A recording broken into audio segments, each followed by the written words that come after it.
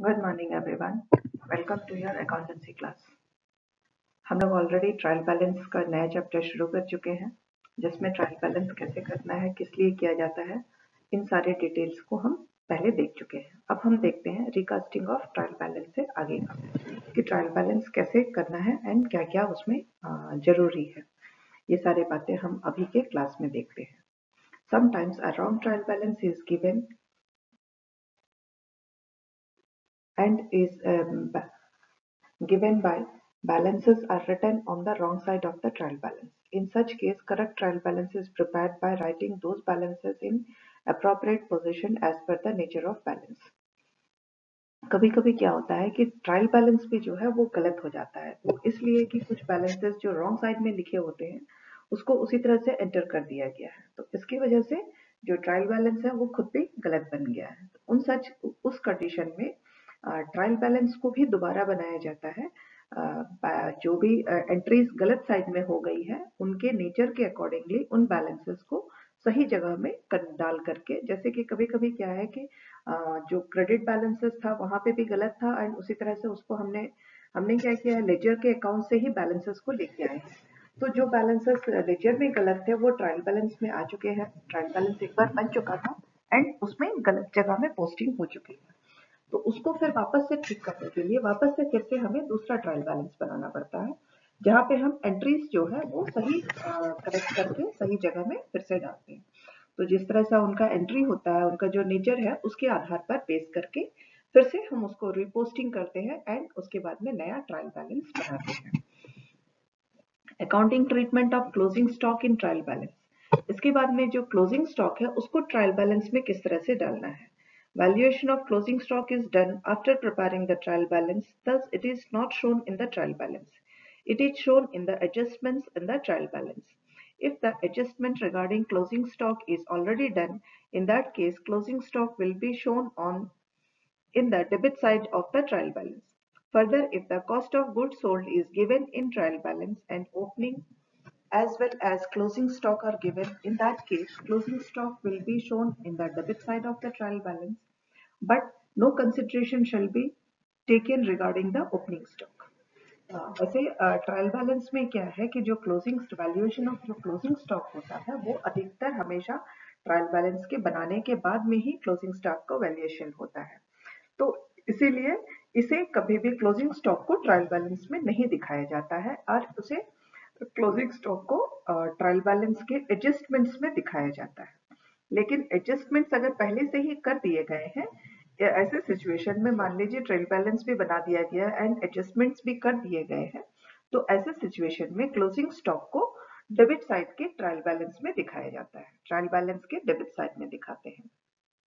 And इसके बाद में कॉस्ट ऑफ गुड्स सोल्ड, जो गुड्स बिक चुके हैं जो कि ट्रायल बैलेंस में दिखाया गया है, एंड ओपनिंग और क्लोजिंग स्टॉक दोनों ही वहां पे आ गए हैं, दोनों दिया हुआ है। ऐसे सिचुएशन में क्लोजिंग स्टॉक को डेबिट साइड के ट्रायल बैलेंस के डेबिट साइड में दिखा देते हैं एंड जो ओपनिंग स्टॉक है उसको कंसिडर नहीं किया जाता है। उसको इस तरह से उसको क्या करते हैं, उसको कंसिडर नहीं करते। कभी कभी क्वेश्चन में क्या है, आपका क्लोजिंग स्टॉक भी दिया होता है, ओपनिंग स्टॉक भी दिया होता है and cost of goods sold भी दिया होता है।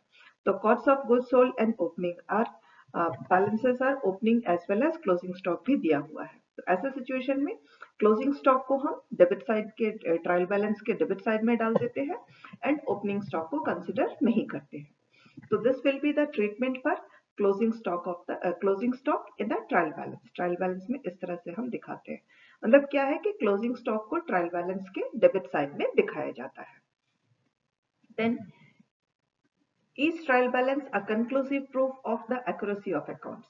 अब एक सवाल और आता है कि ट्रायल बैलेंस जो है ये बहुत सही प्रूफ है क्या, अकाउंटेंसी को पूरा बहुत सही तरह से किया गया है, इसके लिए ये पूरा पक्का प्रूफ है कि नहीं, ये एक सवाल आता है।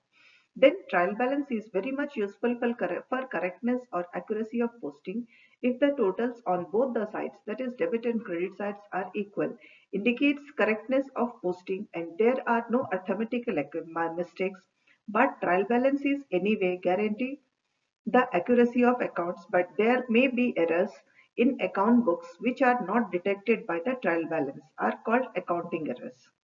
ये बात एकदम सही है कि ट्रायल बैलेंस जो है वो एक अच्छा प्रूफ है अकाउंट्स को, अकाउंट सारे सही हुए हैं कि नहीं करके बताने के लिए।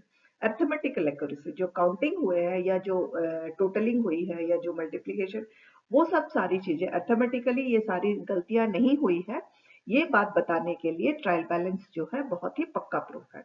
क्योंकि अगर ट्रायल बैलेंस में डेबिट साइड और क्रेडिट साइड दोनों बराबर हो जाते हैं तो इसका मतलब है कि जितनी भी पोस्टिंग्स हुई है वो सारे के सारे पोस्टिंग्स में कोई गलतियां नहीं हुई है।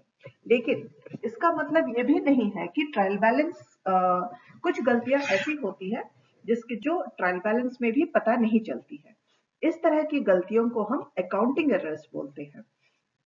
कुछ गलतियां ऐसी होती है जो अकाउंट बुक्स में हुई है और ट्रायल बैलेंस भी इसे डिटेक्ट नहीं कर पाता है। ऐसे सिचुएशन, इस तरह की जितनी भी गलतियां होती है उसे हम अकाउंटिंग एरर्स कहते हैं।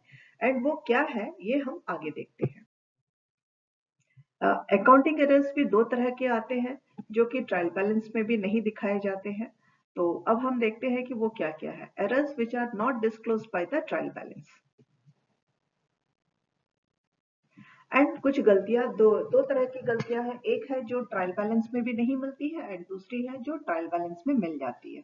तो ट्रायल बैलेंस में जो गलतियां मिल जाएगी उसे तो हम लोग उसे तो अकाउंटेंट ठीक कर लेगा। लेकिन ऐसी गलतियां जिसे कि जो ट्रायल बैलेंस में भी नहीं मिलती है वो किस तरह की है ये देखते हैं। Errors which are not disclosed by trial balance. The main objective of trial balance is to check the arithmetical accuracy of ledgers, but sometimes some errors are left even though the two sides of balances tally. Such errors which are not disclosed by trial balance are as follows. Trial balance हमने जैसे बात की है कि trial balance जो है वो arithmetical accuracy, ledger posting में सही तरह से पोस्टिंग की गई है, इसे जानने के लिए ही हम ट्रायल बैलेंस बनाते हैं। लेकिन कुछ गलतियां ऐसी होती है जो ट्रायल बैलेंस में भी नहीं मिलती है, क्योंकि दोनों साइड तो बैलेंस हो गए हैं।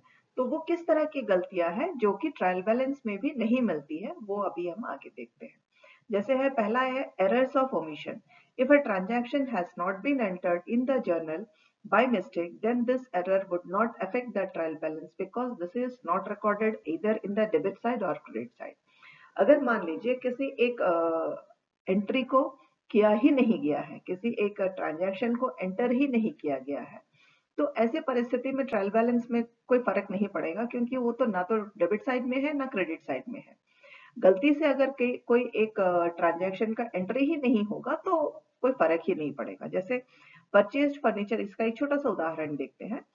Purchased furniture for ₹5,000 was not recorded in subsidiary books and hence no posting. There would not be any problem if tallying of trial balance, but furniture account and cash account both are wrong. मान लीजिए कि कहीं पे कभी furniture खरीदा गया था 5,000 का एंड वो सब्सिडरी बुक्स में रिकॉर्ड ही नहीं हुआ, तो उसकी कोई पोस्टिंग ही नहीं हुई, ना तो उसका कोई रिकॉर्ड हुआ कैश बुक में, ना तो उसका रिकॉर्ड हुआ परचेज बुक में, फर्नीचर अकाउंट में। किसी भी अकाउंट में उसको, कैश अकाउंट में भी उसका एंट्री नहीं है एंड फर्नीचर अकाउंट में भी उसकी एंट्री नहीं है।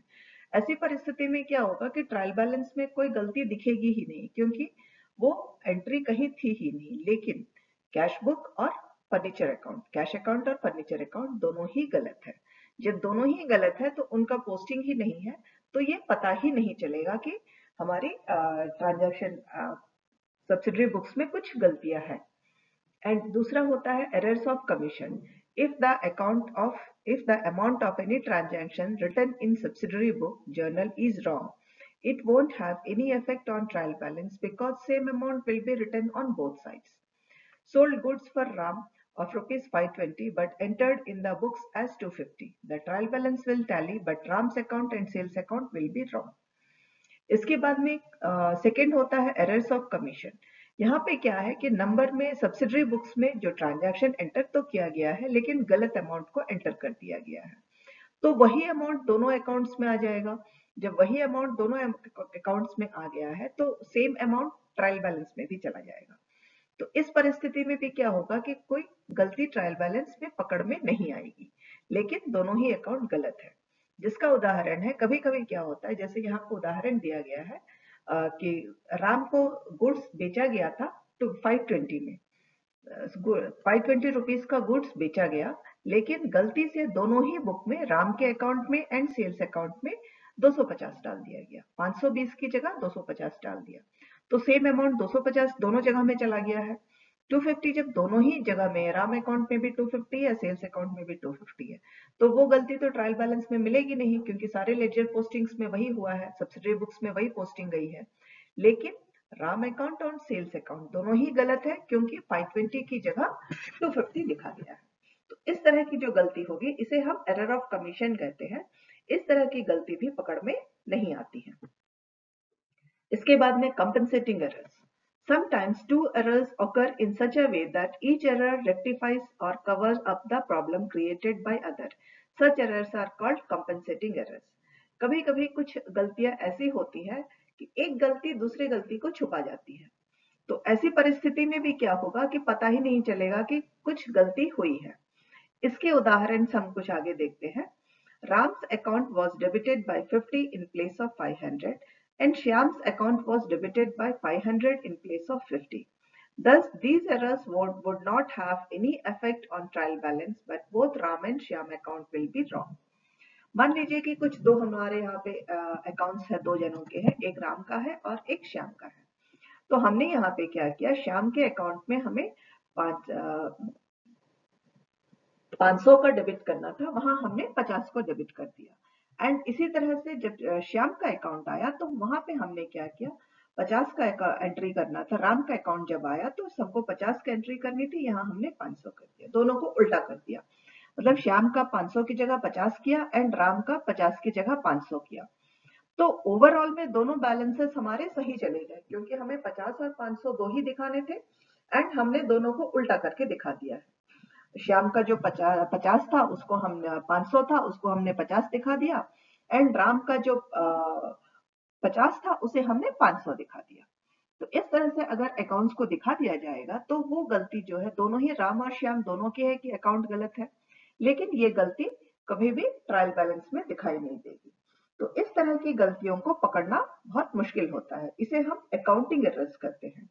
इसके बाद में एक और गलती हो सकती है जिसे हम कहेंगे errors of principle. Errors of principle कैसे होंगे? Sometimes there may be a violation of some basic principles of accounting. Such errors are called errors of principle and these do not have any effect on trial balance and are as follows. कुछ गलतियां जो होती है, basic हमारे पास में कुछ principles है जिसके आधार पर ही हम अकाउंट्स में डेबिट और क्रेडिट करते हैं, तो उनके आधार पर वो बेसिक प्रिंसिपल को ही गलत तरीके से एंट्री कर दी गई है, उस प्रिंसिपल को फॉलो नहीं किया गया है। तो ऐसे कंडीशन में वो गलती जो है ट्रायल बैलेंस में दिखाई नहीं देगी, क्योंकि उसका कोई भी असर ट्रायल बैलेंस में नहीं होगा। जिसके कुछ उदाहरण इस तरह से हैं, हम एक एग्जांपल्स के साथ में आपको बताते हैं। Capital expenses recorded as revenue expenses. For example, wages paid for installation of machine recorded in wages account. Furniture purchased recorded in purchase account. ये बेसिक गलतियां हैं। Wages paid for installation in machine, machine recorded इन, ये क्या है, machine के entry में हमें machinery purchased में दिखाना चाहिए, लेकिन इसे हमने क्या किया, वेजेस अकाउंट में दिखा दिया। जो मशीन को इंस्टॉल किया था तो उसको इंस्टॉलेशन के जितने खर्चे थे उसे हम मशीन के साथ में दिखाने की जगह में हम उसको वेजेस अकाउंट में दिखा देते हैं। तो वो गलती पकड़ में नहीं आएगी, क्योंकि हमें वो अमाउंट वेजेस में दिखाना था, हमने वेजेस में दिखा दिया, बट उसे हमें कैपिटल एक्सपेंसेस में दिखाना था। तो उसको कैपिटल एक्सपेंसेस जो हमने इंस्टॉलेशन करवाया था उसके साथ में ऐड करना था, हमने वहां नहीं ऐड किया एंड उसको ले जाकर के हमने रेवेन्यू एक्सपेंसेस में, जहां वेजेस पे करते हैं वहां पे हमने ऐड कर दिया। तो ये बेसिक प्रिंसिपल की ही गलती हो गई है कि प्रिंसिपल को ही हमने फॉलो नहीं किया, लेकिन ये गलती पकड़ में नहीं आएगी। इसी तरह से जो फर्नीचर परचेज रिकॉर्डेड होता है, फर्नीचर परचेज किया जाता है अगर ऑर्गेनाइजेशन के लिए, तो वो कैपिटल एक्सपेंस होता है, क्योंकि वो एक कैपिटल था, लेकिन उसे दिखाया गया है परचेज अकाउंट में, उसको कैपिटल अकाउंट में दिखाने की जगह परचेज अकाउंट में दिखा दिया गया। तो ये भी पता नहीं चलेगा, क्योंकि परचेज अकाउंट में तो उसका अमाउंट डाला हुआ है, तो ये पता नहीं चलेगा कि ये प्रिंसिपल की गलती थी, बेसिक प्रिंसिपल जो है उसको हमने गलत किया है, मतलब एंट्री ही हमने गलत जगहों में की है, ये पता ही नहीं चलेगा, क्योंकि जिसको कैपिटल एक्सपेंसेस में दिखाना था उसको हमने रेवेन्यू में दिखा दिया है। तो इस कंडीशन में ट्रायल बैलेंस में इस तरह के जो मिस्टेक्स होंगे वो पता नहीं चलेंगे। देन एक और हमारा आता है revenue expenses recorded as capital expenses, for example repairing charges of machine recorded in machine account. इसके बाद में कुछ रेवेन्यू एक्सपेंसेस होते हैं। एक बार हमारा मशीनरी इंस्टॉलेशन हो जाने के बाद में कुछ सालों के बाद अगर उसमें चेंजेस आते हैं, उसमें कुछ रिपेयर आता है, नॉट चेंजेस, उसमें अगर कुछ रिपेयर आता है तो उस रिपेयर के लिए जो एक्सपेंसेस होते हैं उसे हम रेवेन्यू एक्सपेंसेस कहते हैं। लेकिन उसको रेवेन्यू एक्सपेंसेस में दिखाने की जगह उसमें हमने मशीनरी अकाउंट में दिखा दिया। मशीनरी अकाउंट में दिखा दिया मतलब वो अमाउंट हमने दिखा दिया है। तो ऐसे परिस्थिति में भी पता नहीं चलेगा कि अकाउंटिंग गलतियां हुई।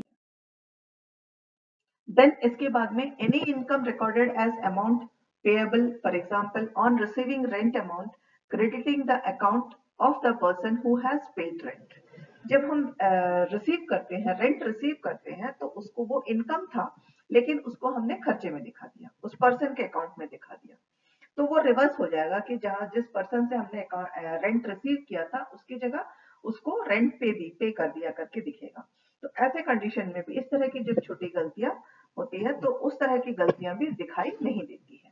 देन एरर्स ऑफ डुप्लीकेशन, ये क्या है? इनकम पहले हमने देखा था, जो इनकम रिकॉर्ड करना था उसको हमने एक्सपेंडिचर में पेएबल में रिकॉर्ड कर दिया है, लेकिन रिकॉर्डिंग हो चुकी है दोनों जगहों में, तो इसकी वजह से वो गलती दिखाई नहीं देती। Then errors of duplication. Sometimes transaction is recorded twice in the books. Such errors are errors of duplication. कभी-कभी क्या होता है कि एक ही एंट्री दो बार हो जाती है। ऐसे कंडीशन में भी एक एंट्री अगर दो बार हो जाएगी तभी भी हमें वो गलती नहीं पता चलेगी। Salary paid to Ram as 5,000 recorded in journal twice. In that case, posting is also done twice, so there won't be any effect on trial balance. अगर हमने मान लीजिए किसी राम को हमने सैलरी दी थी 5,000 की और उसको जर्नल एंट्री में ही दो बार डाल दिया, तो उसका पोस्टिंग भी दो बार हो जाएगा लेजर अकाउंट्स में, तो वो गलती फिर हमें ट्रायल बैलेंस में नहीं मिलेगी। The above mentioned errors cannot be disclosed by trial balance despite the debit total agrees with the credit total. Hence, it can be said accuracy of arithmetical check only, but not the conclusive proof of accuracy of accounting. इससे क्या होता है, इस तरह की गलतियों से trial balance एकदम बराबर हो जाता है, क्योंकि क्रेडिट बैलेंस और डेबिट बैलेंस दोनों बराबर हैं। इसीलिए ट्रायल बैलेंस को अर्थमेटिकल एक्यूरेसी के लिए माना जाता है, लेकिन अकाउंटिंग प्रूफ के तौर पर नहीं माना जाता है, क्योंकि ट्रायल बैलेंस में भी बहुत सी गलतियां ऐसी होती है जो ट्रायल बैलेंस में भी पकड़ में नहीं आती है। अब हम देखते हैं किस तरह की गलतियां हैं जो ट्रायल बैलेंस में दिख जाती है। Errors disclosed by trial balance. Trial balance किस तरह की गलतियों को दिखा देता है? Sometimes two sides of trial balance does not tally but indicate there are some mistakes in the account. Such errors would have effect on trial balance or which affect the total of trial balance are as follows. कभी कभी क्या है, जैसे जैसे ही debit side और credit side balance नहीं हुए हैं, हमें पता चल जाता है कि ये सही नहीं है, कहीं ना कहीं कुछ गलतियां हुई है। लेकिन कुछ ट्रांजैक्शंस जो है डालते वक्त ही दिखने लगता है कि ये कुछ गलत ट्रांजैक्शंस जा रहे हैं। तो वो किस तरह के ट्रांजैक्शंस होते हैं जो ट्रायल बैलेंस में देखते ही लगता है कि यहाँ कुछ गलतियां हो रही है, इसकी वजह से ट्रायल बैलेंस जो है वो मैच नहीं कर रहा है। वो क्या गलतियां हैं वो अब हम नेक्स्ट स्लाइड में देखते हैं। Wrong casting of subsidiary books. If the total of any subsidiary book is wrong, then on posting that total in the ledger balance of that account will also be wrong. In such a case, trial balance will not tally. कभी कभी subsidiary books में हम जो गलत entry कर देते हैं तो सेम पोस्टिंग हो जाएगी लेजर में भी, लेजर बैलेंस में भी गलत पोस्टिंग होगी, तो ऐसे परिस्थिति में ट्रायल बैलेंस जो है वो टैली नहीं करेगा। If the sales book is undercast by 1,000, then credit side of sales account will also be posted less by 1,000 and credit side of trial balance will also be posted by 1,000. Thus two sides of balances will not match. कभी कभी क्या होगा कि इसका example है, अगर मान लीजिए सेल्स बुक में जो क्रेडिट साइड में 1,000 रुपए को कम करके दिखाया गया है। अगर क्रेडिट साइड में अगर हम उसको सेल्स बुक में कम दिखाते हैं 1,000 रुपए, तो वही सेल्स अकाउंट में भी 1,000 रुपए की पोस्टिंग कम होगी क्रेडिट साइड में। तो ऐसे परिस्थिति में क्या होगा, ट्रायल बैलेंस जो है मैच नहीं करेगा, 1,000 रुपए वो अंतर दिखाने लगेगा। तो इस तरह से अगर एक जगह में कम एंट्री हुई है तो वो अमाउंट हर जगह में दिखेगी। Then posting on the wrong side. Sometimes posting is done on the wrong side of account. In such situation, trial balance will not tally. कभी कभी जो पोस्टिंग है वो गलत जगह में हो गई है, उसको डेबिट साइड में पोस्ट करना था लेकिन वो क्रेडिट साइड में उसकी पोस्टिंग हो गई है।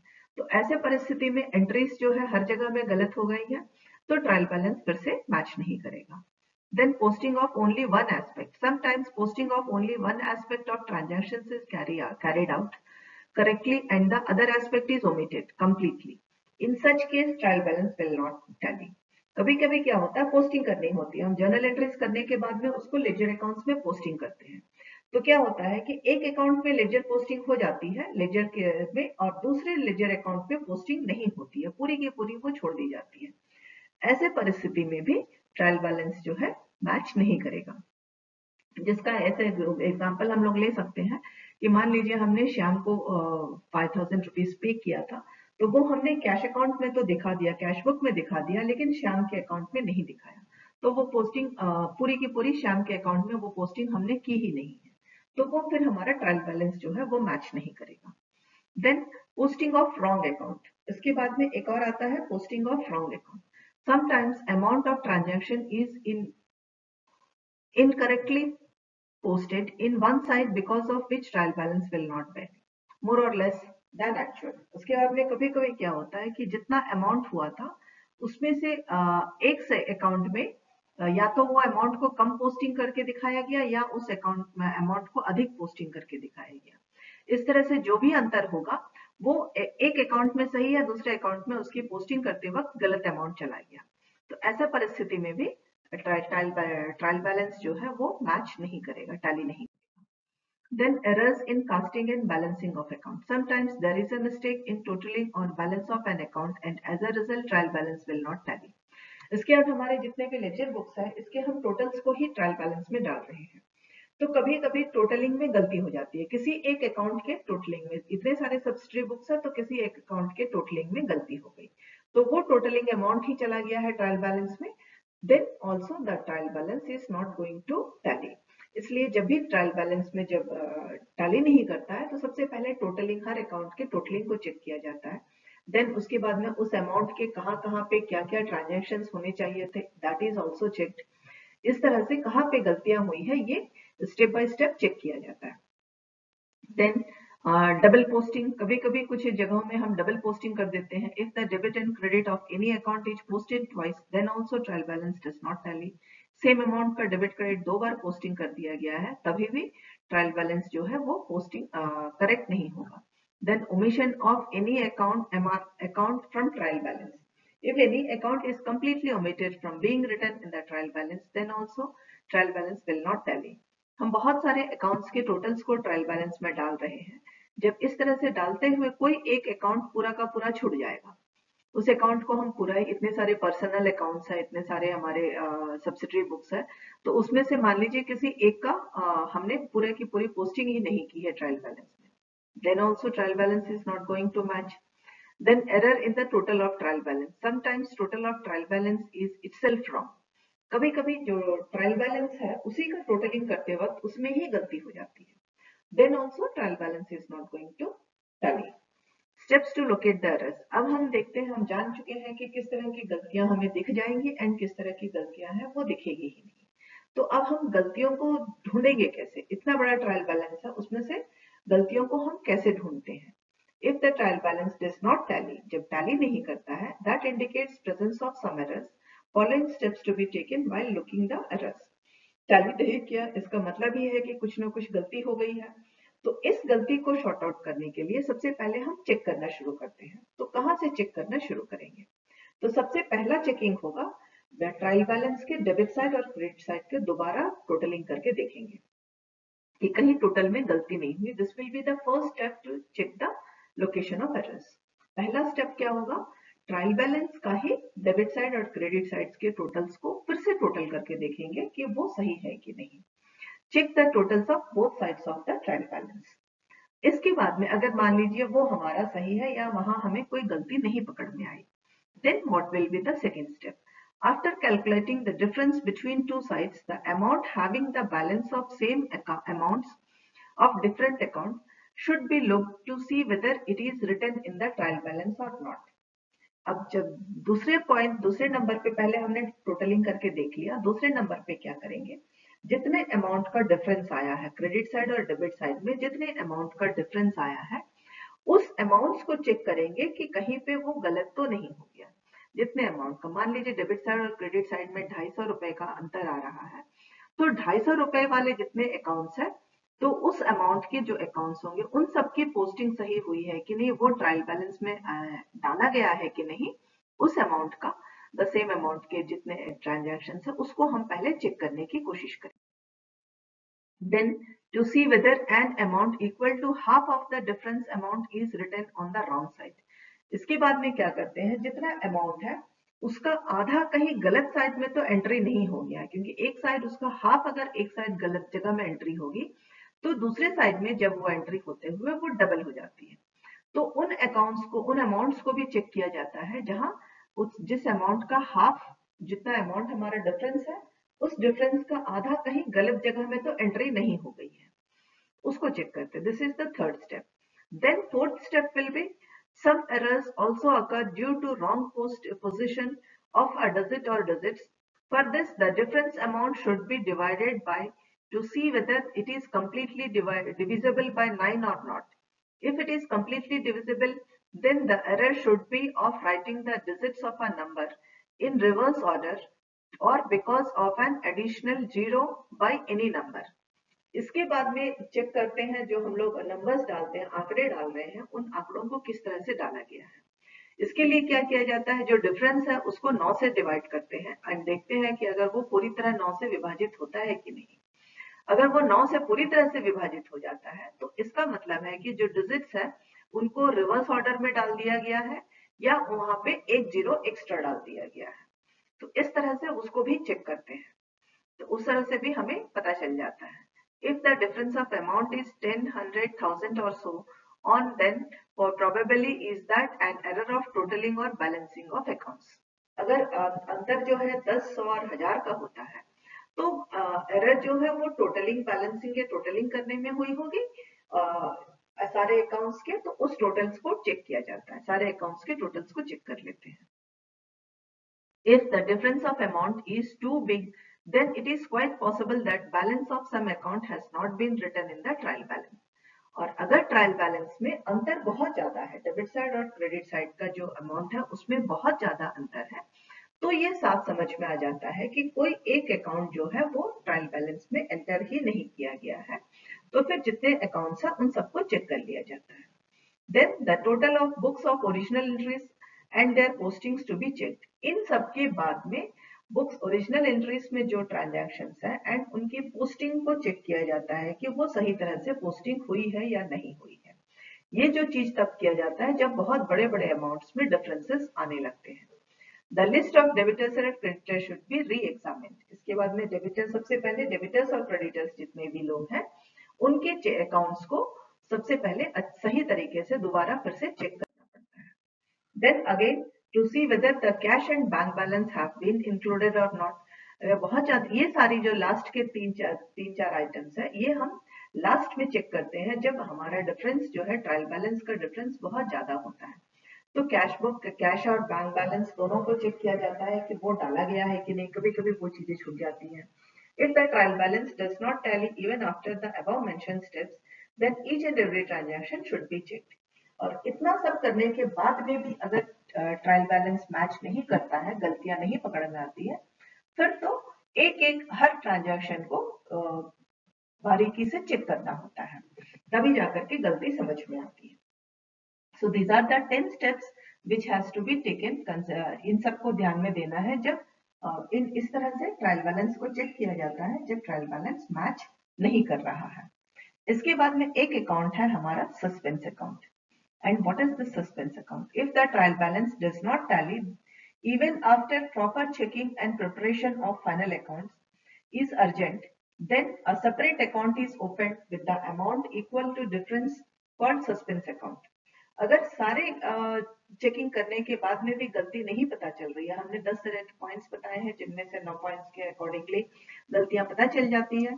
अगर इसके बावजूद गलती पता नहीं चल रही है एंड फाइनल अकाउंट का बनाना बहुत जरूरी है, तब एक नया अकाउंट खोल लिया जाता है सस्पेंस अकाउंट के नाम पर। ये उतने अमाउंट का होता है जितना अमाउंट का डिफरेंस है। डेबिट और क्रेडिट साइड में जो अमाउंट का डिफरेंस है उतने ही अमाउंट का एक सस्पेंस अकाउंट खोल दिया जाता है एंड उसके बाद में जब गलतियां पता चल जाती है तो उसको एडजस्ट करते हैं एंड सस्पेंस अकाउंट अपने आप बंद हो जाता है। Later on, errors are found out. They are adjusted against this amount.